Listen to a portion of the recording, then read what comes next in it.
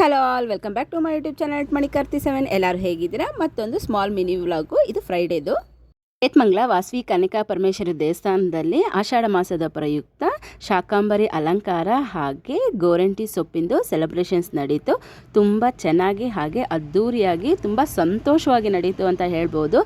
ಬೇತ್ಮಂಗ್ಲದಲ್ಲಿ ವಾಸವಿ ದೇವಸ್ಥಾನದಲ್ಲಿ ಮೊಟ್ಟ ಮೊದಲ ಬಾರಿಗೆ ಶಾಕಾಂಬರಿ ಅಲಂಕಾರ ಹಾಗೆ ಮೆಹಂದಿ ಸೆಲೆಬ್ರೇಷನ್ಸ್ ನಡೆದಿರೋದು.